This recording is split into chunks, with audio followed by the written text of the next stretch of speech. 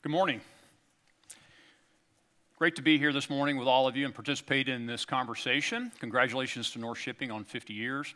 Really a lot to celebrate this morning, including a track record that the oil and gas industry and the offshore has a long history of successfully finding and producing oil and gas in a safe and cost-effective manner.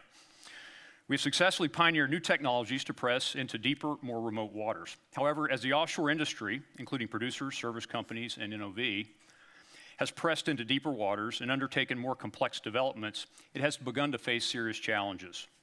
There are enormous quantities of oil and gas in deepwater basins. More than 160 discoveries have been announced in waters deeper than 500 meters since 2011.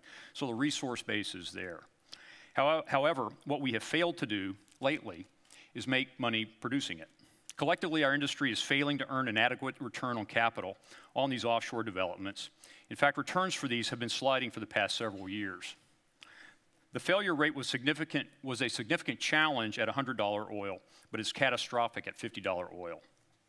In his book, Industrial Megaprojects, Edward Merrow presents an exhaustive survey of 130 oil and gas projects executed over 15 years, each costing more than $1.7 billion of today's dollars. As measured by costs, schedule slippages, or production shortfalls, an astonishing 78%, nearly 4 out of 5, were failures.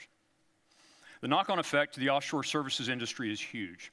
Thousands of vessels support global offshore oil and gas development, from drilling rigs to tankers to floating construction cranes, workboats, and FPSOs, subsectors which NOV supports globally. The capital return problem with the oil companies at the top of the food chain snowballs downhill to impact us all. The defining challenge for the offshore oil and gas industry today is, how do we fix it? How do we improve deepwater project execution? This morning, I'd like to share some perspectives on how we might better execute. While technology will play a key role in improving development economics, I believe that the real keys to success lay in redefining how the oil and gas industry, not just producers, but also oilfield services, engineering, fabrication, and equipment companies, the oilfield ecosystem, how we collaborate and work together to achieve project success. To begin, I believe the challenge arises from complexity. What was the most complex industrial project undertaken in the year 1800? The building of a castle, a cathedral, the construction of a sailing vessel? These were complex, but they pale in comparison to the development of a deepwater oil and gas field today. Our modern deepwater oil field development requires large, complex vessels, complicated drilling, miles into the earth, requiring hundreds of discrete skill sets. Subsea systems, monitored electronically, installed thousands of feet below the ocean's surface, wells flowing into floating production vessels and then offloaded into tankers. Execution of these involve a massive industrial network that may span 1,000 companies. I don't think our ancestors could have fathomed the complexity of the modern industrial economy. That is why it is unsurprising that the ways we work together today are so much different than the economies of our forebears. They have to be. The question for business leaders today is, are we working together for maximum effectiveness? Are we collaborating to maximize success? In the deepwater oil and gas business, I think we can do better. Let me focus on an area, the fabrication of FPSOs, that NOV has some insight into. Energy advisory firm Douglas Westwood observes the FPSO supply chain is broken. Across 9 FPSO projects examined, on average, the vessels cost 38% more than originally estimated and were delayed by an average of 16 months. Of 45 FPSOs installed between 2008 and 2012, 30 were delayed significantly. Based on this, a few years ago, NOV began to focus on FPSO vessel construction because we believe we could assist the industry in pioneering a better way. The basis for this strategy is drawn from our own management experience at NOV in improving offshore drilling rig construction. Let me explain how this worked. Prior to 2005, the offshore rig construction complex had a terrible track record. Virtually every offshore rig order came in late and over budget. Projects were characterized by, number one, extensive supply chains with hundreds of independent suppliers providing discrete pieces of equipment, which importantly had to work in concert to make the rig function.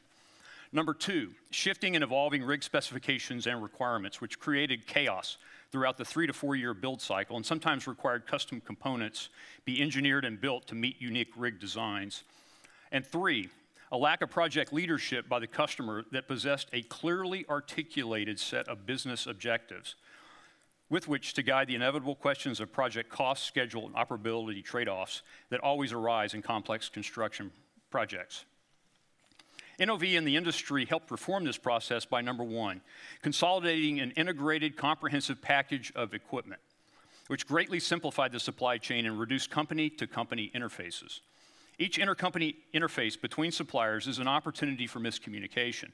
On big projects, things always fall between the cracks. Vendor A delivers a widget that doesn't fit with a widget delivered by vendor B because the interface was not precisely defined. Whose fault is that? How much energy goes into correcting it? Shared responsibility for interface management actually means that no one has responsibility.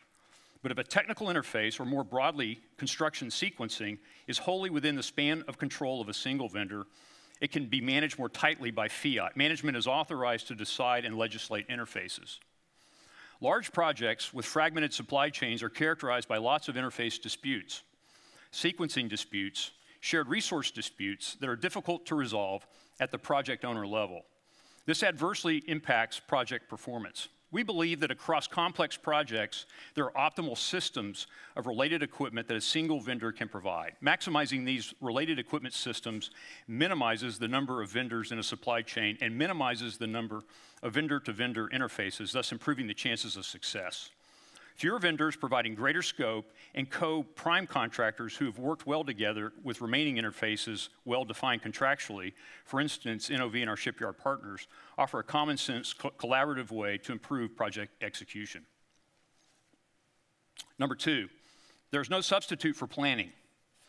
Investing time in the front end around planning the scope and shape of the project and encouraging our customers to appoint project leadership with clear business objectives and the authority to enforce these sets up the project to succeed.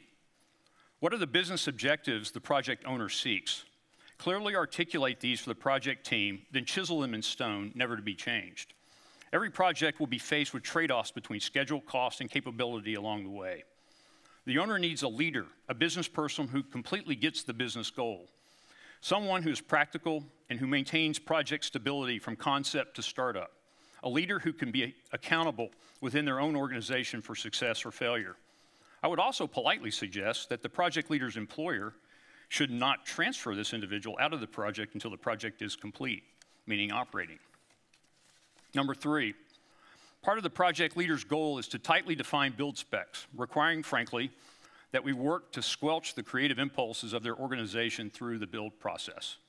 Now, as an engineer, I'm guilty of contributing to this impulse. After all, aren't we all seeking a better idea? Engineers are really frustrated artists. We live for technical beauty, for creativity, to hear others say, wow, isn't that guy clever? No wheel is too small to be reinvented if there's some chance that someone somewhere will say, wow, isn't that new wheel clever? That's how we're wired. However, I'm now a reformed engineer.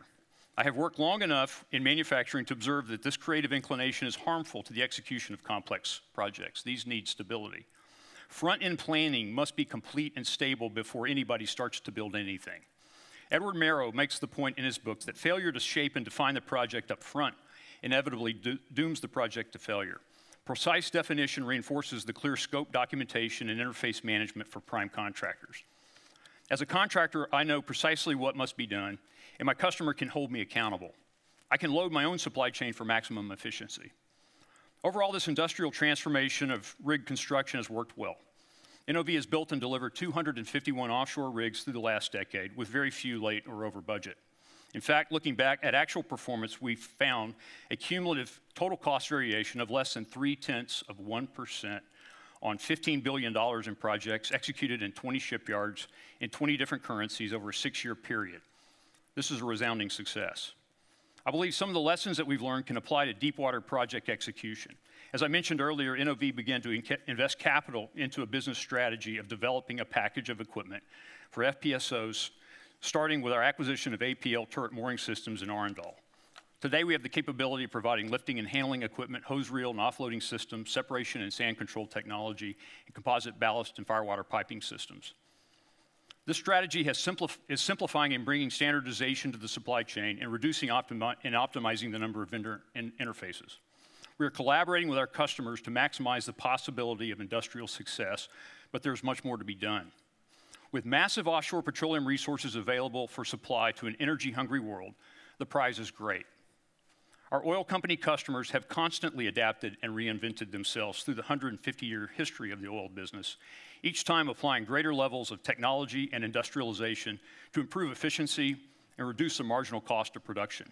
I believe major oil companies with considerable expertise in challenging engineering endeavors, in financing and risk management, and in the execution of complex projects are particularly well suited to adapt and thrive in the deepwater opportunity set, and NOV plans to be part of the solution. Thank you.